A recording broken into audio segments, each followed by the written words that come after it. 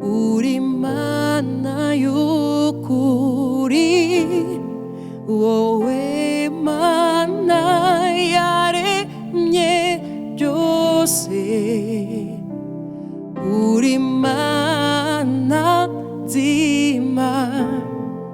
오에 만나야래 뉴괴지 우리만이 당가제 오에 만나야래 니 수바 우리만이 해 부제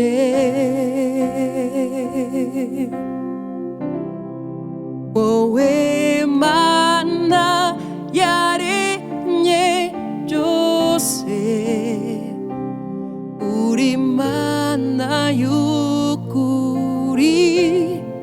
오에 만나야래 예 요새 우리 만나지마 오에 만나야래 유괴시 우리만이 당가제 오에 만나야래 예수바 우리만이 해 부제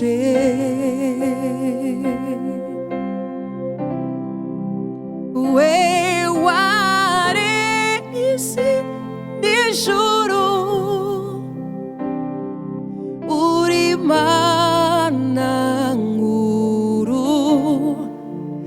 왜 와래 이시 네 주로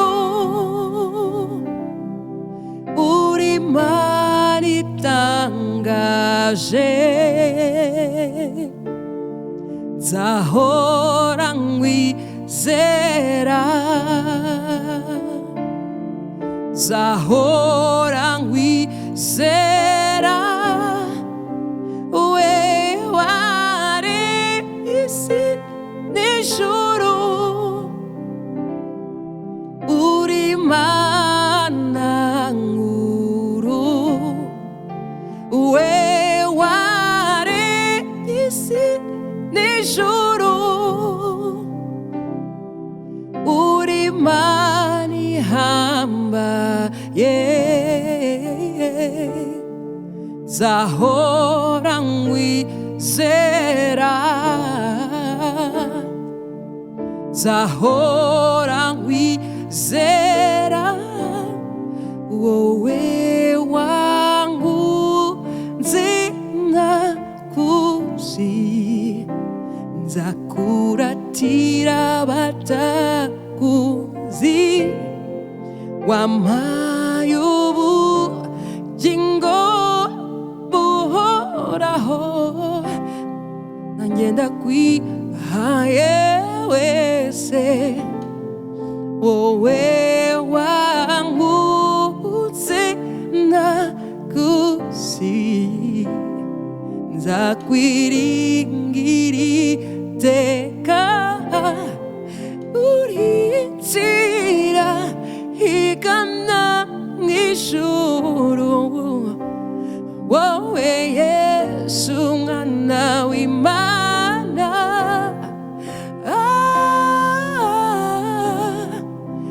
왜 와래 이시 네 주로 우리 만남으로 왜 와래 이시 네 주로 우리만이 당가제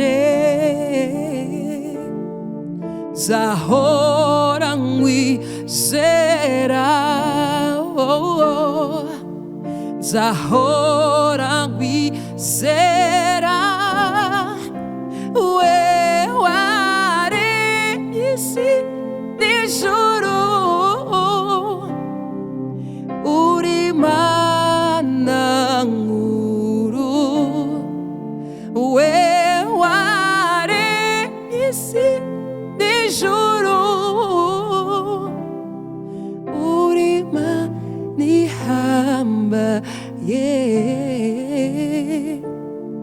nzahora nkwizera,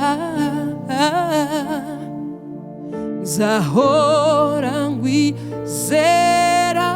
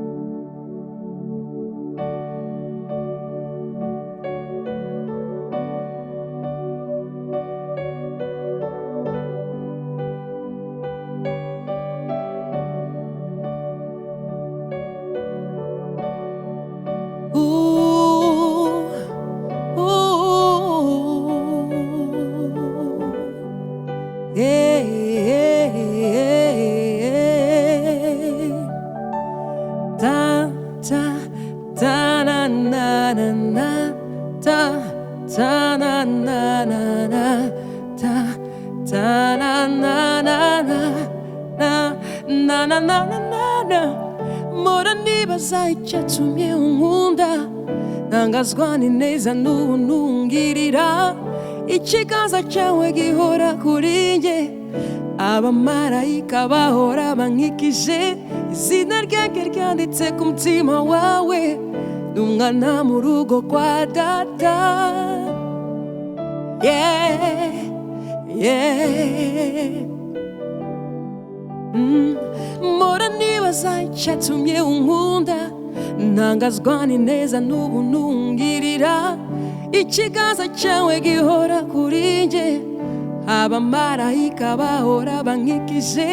Izina ryanjye ryanditse ku mutima wawe, ndi umwana mu rugo kwa data. Yeah, yeah, yeah. Amahoro, ibyishimo, munezero, bihora biri mu mutima wanjye. Amahoro, ibyishimo, munezero, bihora biri mu mutima wanjye. Iyo ngutabaje uraza ukanyegera, iyo nihebye uraza ukampumuriza. Ubu nguwe neza kubw'ibyo wakoze, ntawagereranywa nawe ku isi yose. Nzamuye amaboko nguhe icyubahiro, kuko muri wowe hari ibyiringiro.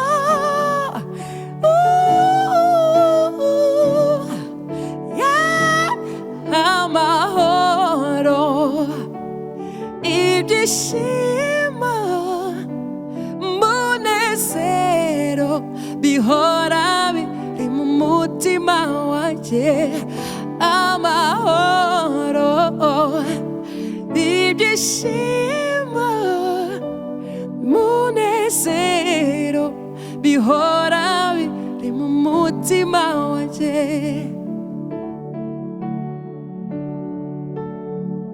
Urakoze Yesu, haleluya.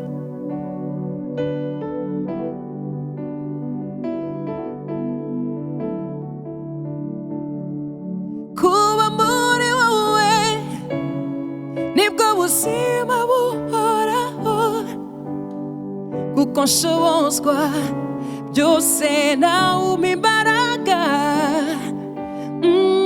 Amahoro n'imbabazi zawe bizanyuma iteka. Amahoro, ibyishimo, munezero, bihora biri mu mutima wanjye. Amahoro, ibyishimo, munezero, bihora biri mu mutima wanjye. Amahoro adatangwa n'iby'isi, niyahora mu mutima wanjye. Amahoro aturuka ku musaraba niyahora mu mutima wanjye. Haleluya. Amahoro adatangwa n'ubutunzi aturuka kuri Yesu winjiye mu mutima wanjye. Yampaye amahoro nawe azoguha amahoro. Numwakira mu mutima wawe uzagira amahoro. Amahoro, ibyishimo, munezero bihora biri mu mutima wanjye.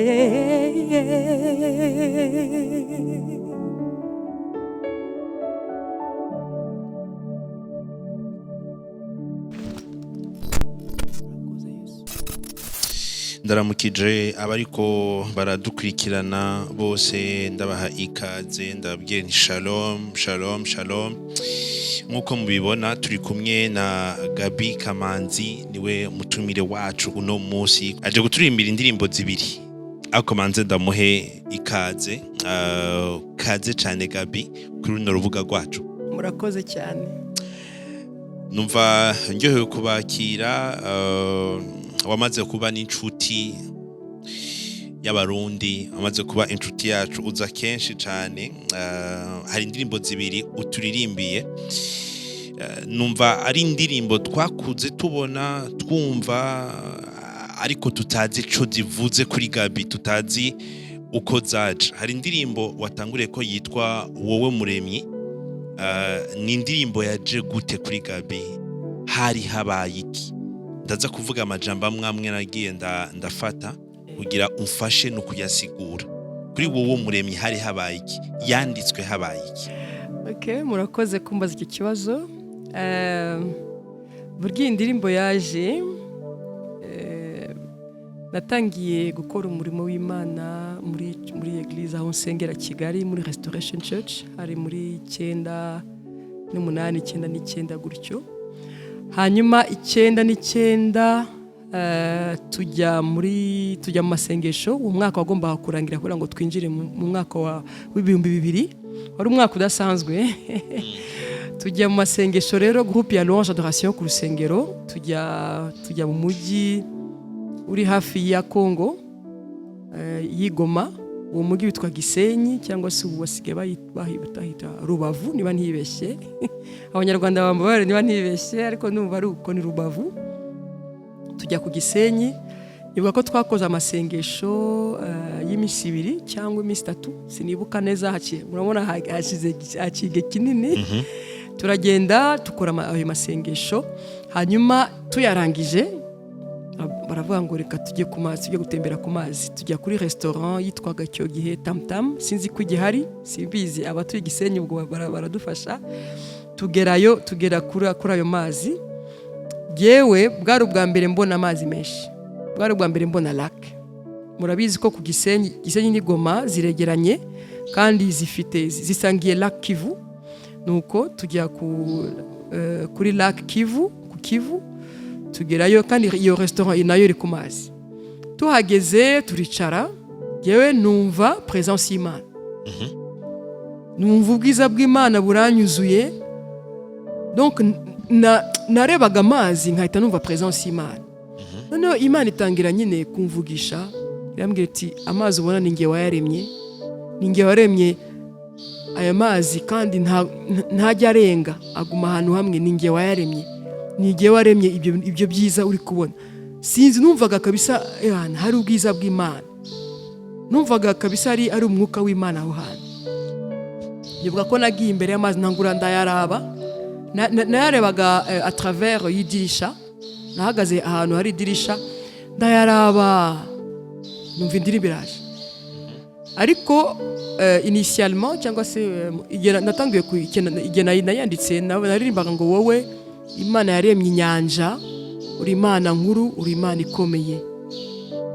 Nisanga ndiko ndatazira iyo Mana yaremye amazi, inyanja mu kinyarwanda biravuga nibyo bisiguye lac bavuga ngo wowe Imana yaremye les lacs les mers les océans ahantu hose hari amazi menshi navuga ni wowe Imana yaremye ibyo bitangaza ndiko ndabona imbere yanjye Mana ndagushize hejuru uri Imana nkuru uri Imana yo kwizera uri Imana yo kwizerwa niho navuze ngo nzahora nkwizera ikirino bavuga ngo nzohora ndakwizigira nuko indirimbo iraza ndayihimba iraza ndayiririmba nguma ndayiririmba ariko après naje kwimodifia aho wari wenyene ego nari genyine nta muntu wari uhari bose umva nabasize muri restaurant bose bicaye barindira ibyo kunywa no gufungura cyo ndasohoka njya kureba ayo mazi kuko deja twinjiye deja numva ari présence y'Imana numva ari ikintu baricara giye ndasohoka sohotse rero njya ahantu hari dirisha ntangura kureba amazi numva présence y'Imana iramfashe numva ntanguye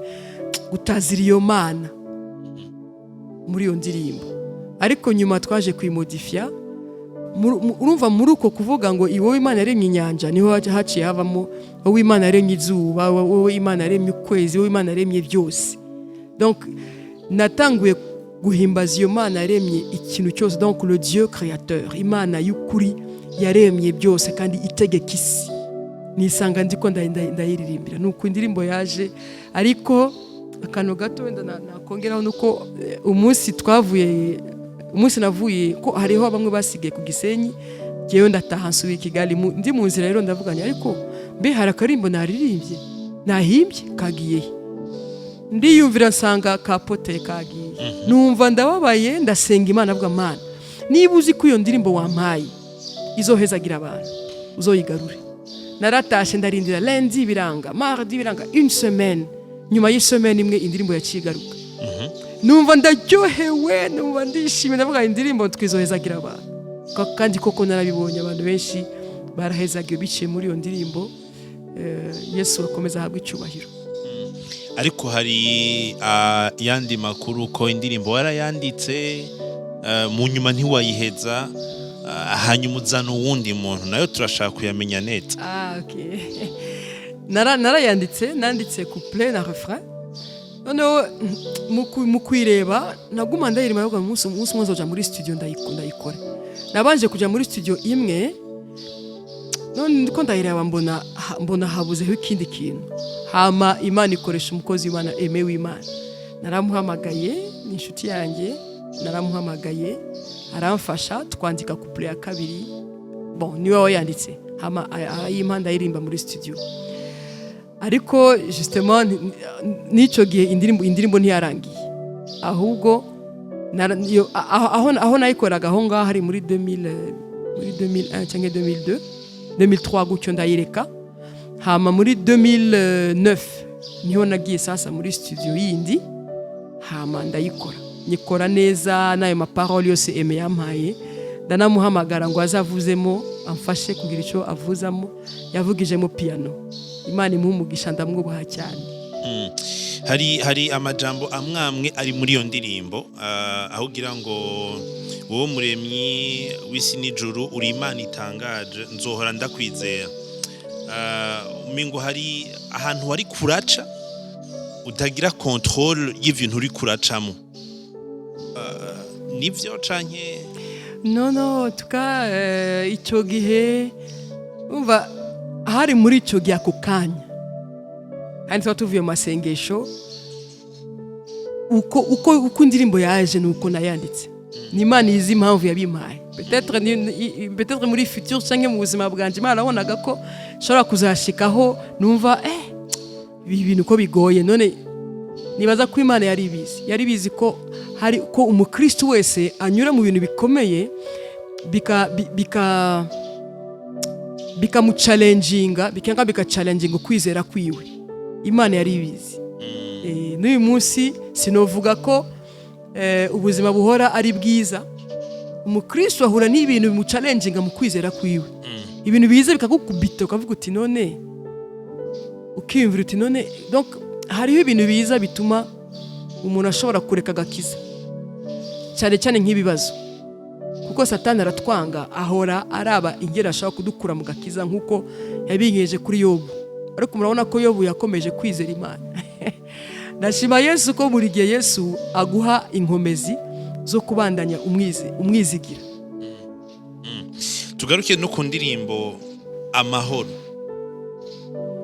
Ni indirimbo Gaby yaririmbye kubera ko abuze amahoro canka ahejeje kudekuvura amahoro ayariyo hari habaye iki? Okay, reka mvuge kuri iyo ndirimbo Amahoro ukuntu byagenze. Harimo parties zibiri, hariho partie spirituelle ariko hariho na partie musicale. Partie musicale niyo yabanje. Hariho umwana wabaga ngaha mu Burundi yampaye indirimbo yiwe hari muri 2007 cyangwa 2008, sinibuka umwaka ariko ni muri iyo myaka. Arambwira ati Gaby, genda afisa akaririmbo uzogende kumva, ni utaha mu Rwanda uzagiye kumva iyo ndirimbo. Nibuka ko umunsi umwe nicaye muhira ndavuga ariko hari umuntu wampaye indirimbo ikagiye kuyumva, ndayumva kara ka R&B keza, kandi je nsanzwe nkunda R&B cyane.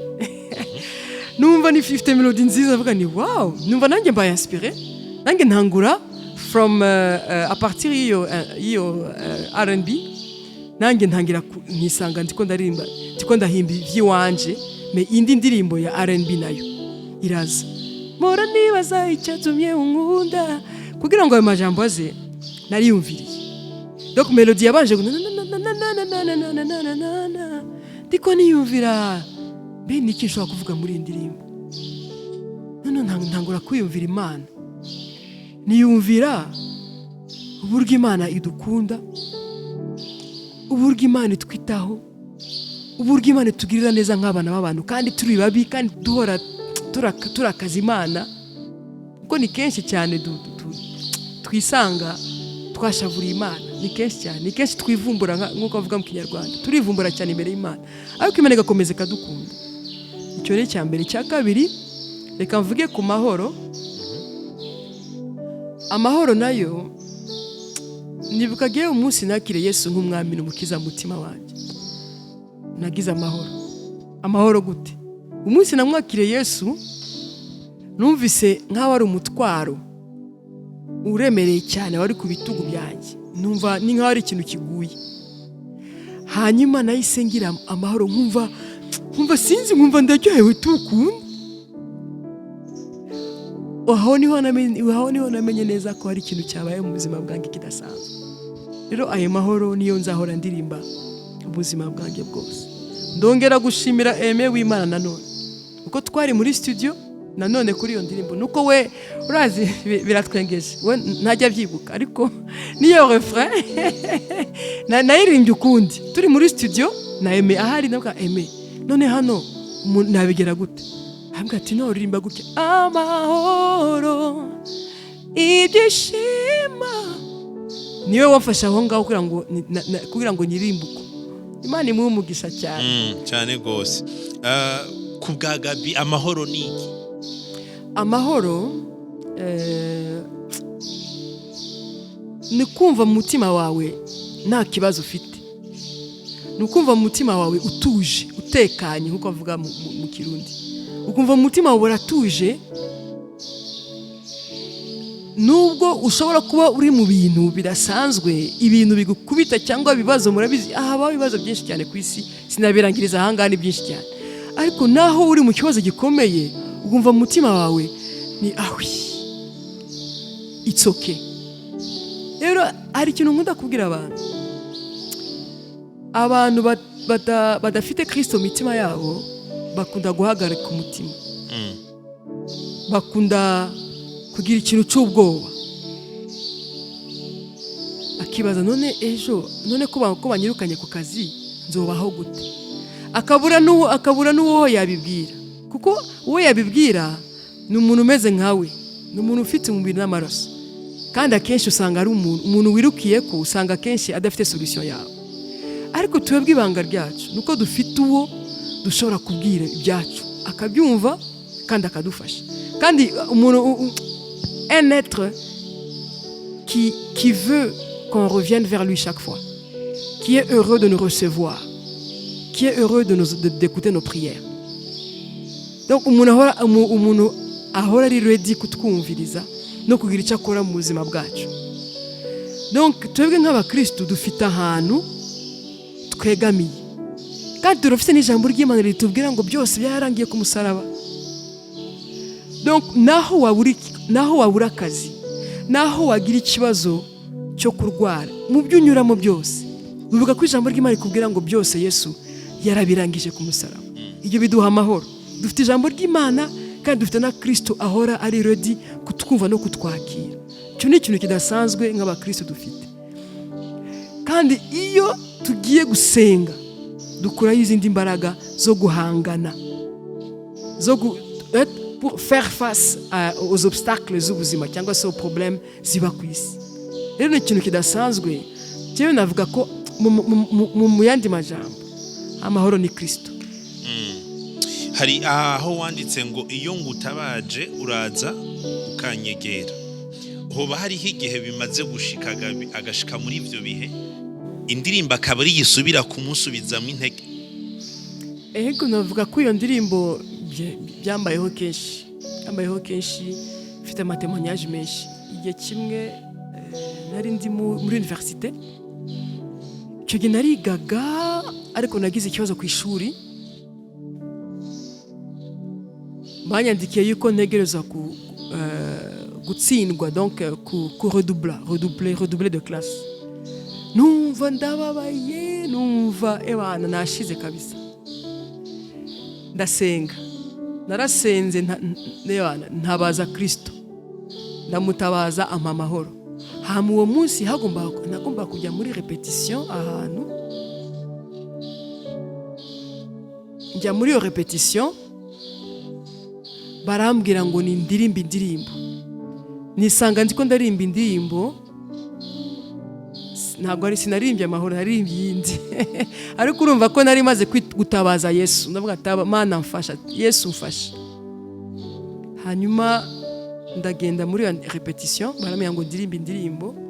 Naririmbye indirimbo ivuga ngo I'm trading my sorrow, I'm trading my pain, I'm laying them down for the joy of the Lord. I'm trading my sickness, I'm trading my pain, I'm laying them down for the joy of the Lord. Iyo ndirimbo naririmbye numva mfite ukwizera, navuga ni Imana, cya kibazo uraraba ngene uza kukigira ntuka uri arranja nk'Imana. Ewa ndayiririmba navuga ni cewe nguhaye akababaro kanje ndakaguhaye, hama jewe nguze umunezero, mfashe umunezero. Numva ndasetse, numva ndavuga ni Imana, uko bimeze kose ndazi ko hari ikintu uza gukora kuko nakwitabaje. Nibuka ko nyuma y'iminsi mike nasubiye ku ishuri sanga ngira ikibazo. Umwe mu bantu bakoraga muri cyber cafe muri université aho nigaga ambwira ati non, iya mwayo yuko wandika lettre ya recours parce que pourcentage yawe ni sawa. Hari pourcentage barebaga, ambwira ati andika lettre ya recours. Narayanditse umwaka naratsinze nisanga muri classe hejuru. Donc ni Yesu wancirinzira. Iyo urazi iyo wizeye Imana iguhuza n'abantu bakubera inyishu, bakuyobora mu gisubizo cy'ikibazo cyawe.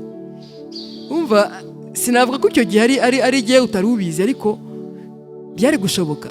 Ariko Imana yarabikoze kugira ngo nyereke ko ari Imana, kandi niyo yanyoboye kuri uwo muntu uwo munsi. Mbere yuko njya mu mabiro, niyo yanyoboye kuri uwo muntu kugira ngo ambwire ati ushobora kwandika recours parce que ufite pourcentage nziza. Si cours imwe yotuma utsindwa ukarata ugasubira mu mwaka wose, ni Imana yabikoze. Je vraiment ndashima Imana kandi numva arimo témoignage idasanzwe. Tugaruke ku rugendo rwawe rw'umuziki gato. Ukoresha iki, ubayeho ubuzima ki bugushoboza kuba uri Gaby ahagaze kubigaragara nk'umuntu abayeho akorera Imana mu buryo bwo kuririmba canke ubu na buriya ube uri Gaby tutarumva yahamagawe mu buryo bw'amafaranga? Jewe inshuro yose ndakuzi wagiye aha wagiye hariya ntaho ndumva naho byo bimaze gushikana, peut-être nje naravyumva ahantu wumva ko Gaby yagiye kubera yahawe amafaranga nk'umuntu aririmba indirimbo mpimbazamana, kandi abo tubona bose bayasaba n'abantu baje inyuma kubera iki wowe utayasaba ntayo ukunda? iyo ni discussion ikomeye cyane kandi ni ikintu kiri ni discussion novuga ko iri vaste cyane parce que mu mwanya umwe mbere na mbere turaba Kristo kandi tubeshwaho na Kristo bitubeshwaho n'amafaranga tubeshwaho na Kristo voilà tubeshwaho na Kristo iyo uri mu Kristo rero ureka Yesu agakora ibintu uko we avyumva icyo ni cyambere icya kabiri simvuze ko amahera ari mabi amahera ni meza vraiment amafaranga ni meza vraiment yego iyo ufite amahera ubutekanye urashaka kwideplacer buri munsi umuntu akenera amafaranga ya transport umuntu akenera amafaranga yo kugura impuzu umuntu akenera amafaranga yo gufungura donc ubuzima navuga ko mu buzima haba hakenera amafaranga kugira ngo umuntu abeho ni wabaho udafite amafaranga none ko Gabata yasaba Okay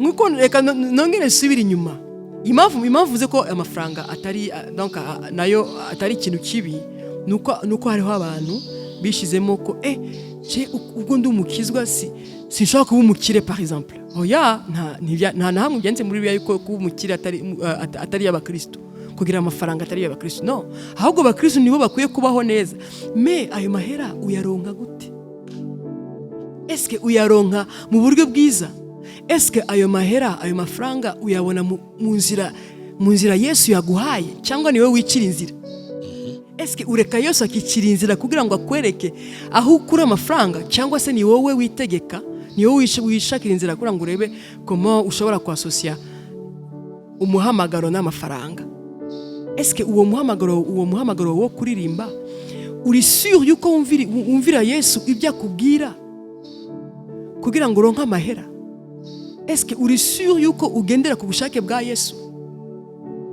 hariho abantu bakoresha appel canke umuhamagaro wawe cyangwa se mission Imana yaguhaye eske muri mission Yesu yakubwiye ngo no kugira ugende unkorere mugabo uzojya amahera uzojya uraba ngende ubigira nawe oya Yesu aravuga ngo genda ndi kumwe nawe nakakubwira ngo genda kameme genda basi wiyeranje oya Yesu nakubwira ngo genda wiyeranje oya aravuga ngo nzabana nawe kandi uko agendana nawe niko niwe agenda akuyobora uko ugomba kubigenza alors kubera ko nanone akaba yitwa Jéhovah Jireh le Dieu qui pourvoit ara pourvoya niwe kwitaho uko ashaka uko we abyifuza si wewe wicira inzira donc nicyo kibazo buri muririmbyi yakwiye kwibaza cyangwa se buri mukozi w'Imana eske aho ugiye utwarwa n'umurimo na mission d'abord cyangwa se utwarwa n'amafaranga cyangwa se ubikora nkuko ubishaka eske uri sûr ko ari Yesu ukuyobora mu bintu byose ukora n'uburyo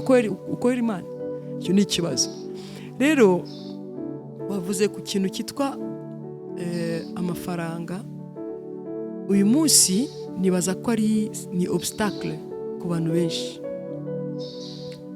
hariho umuntu twaganiraga mu kanya avuga ati none Imana ikurongoye kuja ahantu muri village ahantu hatari n'amahera ahantu ubona vraiment nabo nyine barakenye par rapport yawe voilà umuka warakubwira ngo genda hariya umvuge me wowe uka warapanze programme uka ufisaba manager n'abandi bagupange bati no kugira ugende kurimba ifo kusaba kashe ya $3000 iyo ni exemple me umuka we akaza kubwira ngo genda hariya unkorere undirimbire kandi hari mission gushaka hariya hantu ushobora kuba freiner kubera programme na gahunda y'ukuntu wabipanze rero nibaza ko uyu munsi nk'abakristo bakorera Imana mu ndirimbo on doit faire attention nidutwarwe n'amafaranga kuruta uko Yesu yaduhamagaye muri mission nitutwarwe n'icyo kintu kuko Yesu ashobora kukwitaho neza cyane udasabye amahera wenyine akiyaranje ashobora kukwitaho none se kujya gusaba amafaranga ni nkaho uvuze uti bon Yesu nta bishoboye nta byashoboye reka giyeyo sasa ewana niyaranje basi ndebe uko mbigenza. Imana idufashe tureke Yesu atuyobore, tureke Yesu akora ibintu uko we abishaka, kandi twubahe mbere na mbere uko Yesu, icyo Yesu ashaka ko dukora plutôt icyo turi bukuremo cya gifatika, kuko n'ubundi n'amafaranga azashira, amafaranga urayafata agashira, ariko kubaha Yesu no guca no kumucira bugufi nibyo bintu bizatugeza mu ijuru. Si amafaranga, si ubuzima, si imyenda, si iki, ibyo byose bizasigara. Njye ndizera neza yuko birashoboka ko ukorera Imana gusa, kandi Yesu wenyine akakwambika, ntugire ikintu na kimwe ubura, kubera ko wamwubashye, kubera ko washatse gukora icyo we ashaka. Rero ikintu cy'amafaranga, bene data, reka tubyitondere, twitonde tutazajya tubivanga. Mu kurangiza, reka turangirize kuri zino mpanuro za Gaby. Hari abagufatira ko bagufata nk'akarorero canke bagufata nk'icitegererezo, bavuga ati Gaby ari kagenda gutya. Nk'abakobwa bariko barinjira muri inosi y'ukuririmba, yo gukorera Imana, n'uruhe rugendo bari bakwiye kugira, nibihe bintu bari bakwiye kwigengeseramwo, nibihe bintu bari bakwiye kumenya kugira ngo bikunde ko bakora ico gikorwa cyo gukorera Imana, haba mu kuririmba canke mu bindi, bashikamye? Okay, mbere na mbere kugira intimité na Kristo wowe ubwawe, ubanze vraiment umenye neza kuri muri Kristo neza, kandi ugire intimité nawe idasanzwe, kandi iyo intimité iva mu bihe byo gusenga wowe na Yesu wenyine. Banza ureke ibya Eglise, wowe na Kristo mwese mugirana ibihe mwembi kugira ngo muganire, wumve icyo Yesu akubwira. Eske ugirana ibihe na Kristo bya fellowship wowe na Kristo gusa? Nicyo kintu cya mbere ugomba kubanza gukora. Yesu uramufite ukamakinga sure, to make sure, donc kuba sûr yuko ufite Yesu mu mutima wawe, ko wamuhaye ubuzima bwawe. Hama icya kabiri, ibihe byawe byo gusenga no gusoma ijambo ry'Imana ni ibintu bifite valeur, kandi buri munsi ugomba kugira ibihe byawe na Yesu, ukagira n'ibihe byo kwiriza ubusa, ugakora jeûne kugira ngo ugumane na Yesu, ukagira igihe kidasanzwe cyo gusoma ijambo ry'Imana, kuko nibwo buzima bwacu. Ubuzima bwacu tubeshwaho n'ijambo ry'Imana, nibyo biryo byacu nk'abakristo. Ikindi cya gatatu, subi inyuma gatoya, hariho ibintu Yesu agusaba kureka kugira ngo agukoreshe ibikomeye. Hari aho byanditse muri Bibiliya, nuko ntibuka neza, hariyo ni muri Nouveau Testament, ngo kugira ngo ube un vase d'honneur, habaho des ustensiles zo muri ya argent, bronze n'ibiki, kugira ngo ube un vase d'honneur, ya vase bakoresha iyo haje abashyitsi bakomeye cyangwa iyo habaye ikintu gikomeye. Kugira ngo ube umuntu ukomeye, hariho ibintu utegereza kureka. Ibyo bintu utegereza kureka, c'est pas forcément icyaha, c'est pas forcément bibi, mais ni ikintu wemera ukareka, ukemera gupfa kureka icyo kintu kugira ngo Imana igukoreshe bya bindi bikomeye. Abantu benshi Imana yakoresheje ibintu bikomeye, peut-être baje kubivamo nyuma, ariko tuzarebe neza abakoreshejwe ibintu bikomeye cyane ku isi nuko hari ibyo babanje kureka. Aho ngaho tukajya mu kuba umukristo w'ukuri. Umukristo w'ukuri ni umukristo ureka, akavuga ati ibi si ibyanjye, ibi ni ibyanjye. Ni umukristo witonda, reka mbabwire bisubiremo, ni umukristo witondera ibyo areba, ni umukristo witondera ibyo avuga, ni n'umukristo witondera ibyo atekereza. Ibyo bintu bitatu Imana idushoboje kubyitondera, twoshika kure cyane na Kristo kandi mu murimo w'Imana. Aho nazana terme yitwa consécration. Umukristo uri consacré, yiyeguriye. Voilà, umukristo wiyeguriye Imana hariho byinshi adakora, hariho byinshi areka ko ati ibi simbikora. C'est pas forcément icyaha, c'est pas forcément ikintu ariko avuga uti iki ndakiretse. Icyaho ni indi dossier. Ariko n'ibindi birenze na kagatekezo gato kakandi kaba kakiri mu cyumviro muga kazojana ku cyaha wowe urakareka kuko uri consacré. Na ya majambo utangura uno munsi ukabesha rimwe gato ukamodifya ibyo ubwira abantu nako gato nako kakareka. Kubera iki? Kuko urabona ahantu hari danger. Umukristo w'ukuri n'umukristo ahora ari maso. Voilà. Umukristo muzima n'umukristo ahora ari maso. Aho ni wita kuri icyo kintu Imana izagukoresha ibintu bikomeye ku isi. Gusa Imana tubabare ko rimwe na rimwe ntiba byoroshye. Usanga duhora imbere tuvuga ngo yo Mana ibi nabivuze ibi nakozagize gute Mana umbabarire. Kubera iki? Biragoye kugira ngo umuntu abe consacré ariko bishobotse Imana yagukoresha ibintu bikomeye cyane nawe ugatangara. Ariko ikindi kintu nabwira abantu ubeshwaho n'ubuntu bw'Imana. Ubuntu bw'Imana bwo bukubeshaho uko bimeze kose. Ikindi nabwira abantu kugira itorero ahantu uhora usengera. Yewe ni kenshi cyane sinanabwira inshuro zingahe nagiye muri eglise nkasubizwamo imbaraga.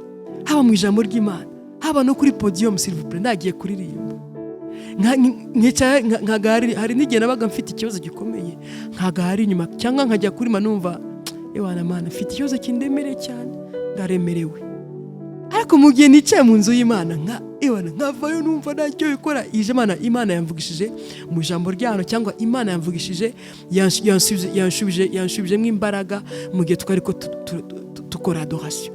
Rero Imana, l'église est sacrée.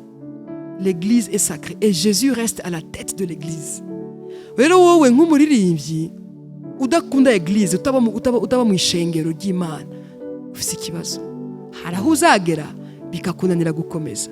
Kandi hariho n'ikindi kintu nasobanukiwe. Twebwe dukura imbaraga muri présence y'Imana, donc prière personnelle. Dukura imbaraga zacu muri church hama tugasohoka tukajya mu maconcert mu mahoteli n'ibindi. Nidukura imbaraga muri ayo maconcert. Oya tusohokana imbaraga zidasanzwe muri church kuko l'église est sacrée. L'église est spirituelle et l'église est de Christ. Rero ahantu Yesu yivugiye wenyine yuko muteza guterana nk'abakristo wowe ukahava biragenda gute? Wowe ubusabane bwawe n'Imana nibuhagije. Uteza kugira ahantu wumva ijambo ry'Imana régulièrement. Uteza kugira ahantu ufite abakozi b'Imana bagusengera bakuzi bakamenya aho wagiye bakakomeza bakagusengera bakakuba hafi bakagusubizamo intege bakakubwira amajambo akwankuraja. Hama ikindi genda buhoro ntiwiruke ngo kubera waryamye haje akaririmbo ucuja muri studio. Genda buhoro basi. Ugiye muri studio gukora iki? Iryo jwi ryawe araho ryageze? Eske warigize kugira akanya ko kubanza kwiga uko abantu baririmba? Eske wagize igihe cyo kubanza gukora training cyangwa se gukora ama repetition na entraînement kugira ijwi ryawe gifunguke? No. Eske warigize kugira ahantu ho gutozwa kuba entraîné cyangwa ahantu ushobora kugenda ukabanza ukigishwa hama ugacana bugufi ukagira abarongozi bakurongora bakubwira ati gira gutya step by step, slow by slow, étape par étape. Si ibintu uca wirukira ngo uragiye muri korali oya. Hama mugiye muri bwa busabane bwawe na Kristo. Eske kweri umwuka wera niwe yakurongoye kweri yuko utegeza kwinjira muri worship team? Eske kweri iyo don urayifise? Eske wigeze wumvira Imana neza? Uri sûr yuko ari Imana ikubwiye ngo ende muri korali? Okay, ni Imana ikubwiye genda. Eske uri sûr yuko ari Imana ishaka yuko ucuduga? Oya, ni ibintu bigenda ni processus. Nanje byambayeho. Sinatanguye no munsi ngo uko ndirimbo no munsi urumva indirimbo nayisohoye gare. Sinabigiye ko natangiye kurimba muri 1998-99. Mais urumva indirimbo nayisohoye muri 2009. Na mbere yaho natangiye kuririmba n'abandi. Cyo ni ikindi kintu. Kuririmba n'abandi biragufasha nawe kumva yuko nawe wishoboye. Harabureberaho mbere yuko utangura. navugaho ibintu byinshi cyane, ariho urugero rwinshi non seulement mu buririmbi mais no mu murimo w'Imana bisanzwe. Umuntu atangura gutyo ngo aragiye oya. Niba Imana yagomaye kuba umuprofete, ugira umuntu ureberaho. Les disciples barebeye kuri Yesu mbere yuko batangura kuvuga ubutumwa, barebeye kuri Kristo, ntibaciye batangura ngo baragiye oya. Hari uwo barebeyeho, wowe urebera kuri indi. Eske urafise umuntu agukuri, eske urafise umuntu uraba agufasha muri urwo rugendo rwo kuririmba? Eske urafise umuntu watanguye kuririmba? Reka mvuge kuri prophète Eli na Elize. Eli yaratangiye, hanyuma Elize aramukurikira, yabanje kumucira bugufi, yabanje kumwerekeza, hama mugiye Imana bishatse nawe atangura afata iyo manto, nawe atangura kuprofetiza. Ni ibintu ni ibintu bifata process, it's a process mu cyongereza, step by step. Si ibintu bica biza ko kanya ngo uragiye ngo ukoze concert, warose uturimbo dutanu uri mu cumbi wawe ugategura concert. Oya vraiment. Genda buhoro, emera, kandi muri icyo bintu ntuvuge ngo no Imana ntiyambwiye oya, none Imana ko yambwiye oya. Imana yarabikubwiye me, genda buhoro, pole pole, ntiwirukanse ibintu. Donc hari igihe cyo gutegurwa, hari igihe cyo gusengerwa, hari igihe cyo kwakirwa, hari igihe cyo kuba agreye n'Imana n'abayobozi bawe bo mu ndirimbo na pasteur wawe. Bigenda buhoro, ntiwiruke. Uri kwiruka ujyahe, uzogera ari imbere ukubitike, usange wongeye gusubiramo, wongera ibaye cycle yindi usubiyemo ku ya cycle. Genda buhoro, umviriza Imana, umva abarongozi bawe, umva pasteur wawe cyakubwira, akusengere, ajyane nawe, ukora ibintu neza, ntukore ibintu nabi, kuko urashaka gukubitika ukaza regreta. Mu kurangiza ndashaka udufashe hamwe ubuzima bwawe rukristo bwobaye igitabo. Uraba uko watanguye, ko wagiye uririmba, uko wagiye ubaho, hamwe ubwo buzima bwobaye igitabo, ico gitabo wocitwa gute? Okay, icyo gitabo nakita ubuzima bw'umukristo, la vie avec Christ, ubuzima hamwe na Kristo, cyangwa se kugendana na Kristo. Le parcours d'un chrétien, cyangwa le parcours du chrétien, ou le parcours avec Christ. Cyogira kuvertisa gute ico gitabo? Ari couleur nkunda cyane, ndakunda couleur yitwa bleu turquoise. Tugushimire cyane, wakoze ku majambo yose utubariye. Twizera ko n'ikindi gihe mwagarutse mu Burundi tuzogira akajye ko gusubira kuyaga ibindi, kuko igitabo nta muntu yogiheza umwanya ungana gutya. Ego, subira inyuma gato, sinavuga gusa urugendo rwa na Kristo, navuga urugendo rwa Kristo n'umurimo we. Le parcours d'un chrétien avec Christ et dans le ministère ou dans l'appel. Ego. Mwakoze cyane. Nange murakoze, Imana ibahezagire cyane.